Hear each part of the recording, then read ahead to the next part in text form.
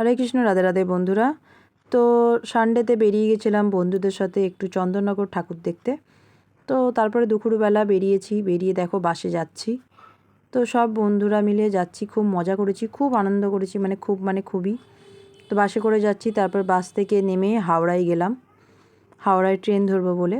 তো হাওড়া স্টেশনে গিয়ে টিকিট কাউন্টারে টিকিট কাটলো সবাই বন্ধুরা মিলে। আমি সেই ফাঁকে একটু ভিডিও করে নিলাম, কারণ তোমরা তো জানো এটা আমার জায়ের ছেলে, তোমরা দেখেওছো আর জানেও। তো তারপর ট্রেনের টিকিট কাটা হয়ে যেতে তারপর ট্রেনে উঠেছি, দৌড়ালাম, ট্রেন ধরতে হবে, নাহলে ট্রেন মিস করব আমরা। তো যাচ্ছি। তো হাওড়া স্টেশনে আমিও একটা ভিডিও বানিয়ে ফেললাম। তারপরে দেখো ট্রেনের জন্য দৌড়াচ্ছি, ট্রেন আসবে।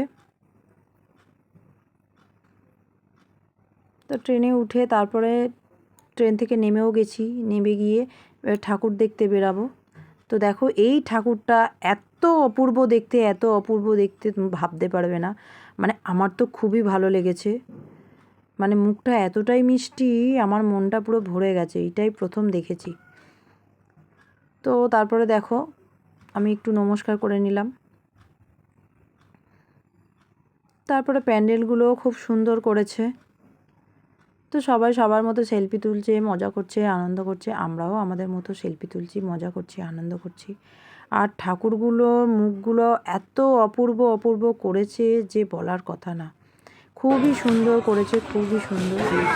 তো আমি কোনোদিন যাইনি চন্দননগর, এই ফার্স্ট টাইম, এই প্রথম আমি চন্দননগর গেলাম। এত পরিমাণে ভিড় হয়েছে যে বলার কথা না।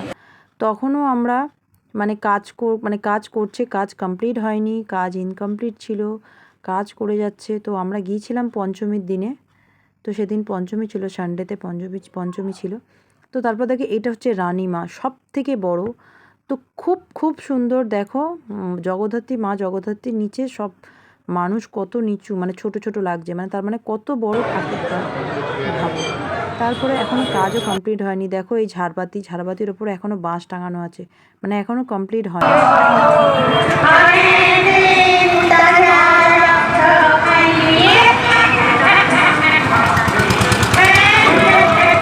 তারপরে তোমরা তো জানো চন্দননগরের লাইটিংটা খুব জমজমাটি, লাইটিংয়ের জন্যই বিশেষ করে, আর ঠাকুরের জন্য। তো এত সুন্দর লাইটিং করেছে ভূতের মতো। তারপরে দেখো এখানেও এত সুন্দর করে লাইটিং করেছে যে এত অপূর্ব লাগছে, আসতে ইচ্ছা করছে না ওখান থেকে। কিন্তু এত পরিমাণে হেঁটেছি, পা ব্যথা হয়ে গেছে লাস্টে।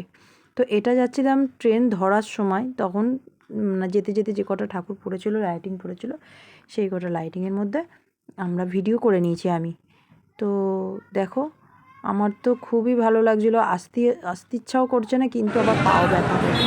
তো আমার বন্ধুরা বললো তুই একটু হাঁট, আমি একটু ভিডিও করে দিই।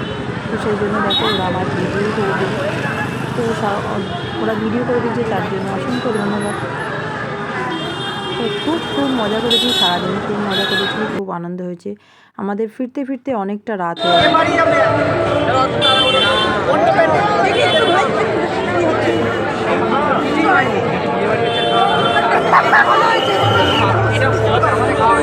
তারপরে দেখো এই জগদ্ধাত্রীর মুখটা দেখো কি মিষ্টি, কি সুন্দর। তো কেমন হয়েছে কিন্তু ভিডিওতে কমেন্টে জানাবে, আর ঠাকুরের দর্শনগুলো কেমন হয়েছে কমেন্টে জানাবে। সবাইকে শুভরাত্রি।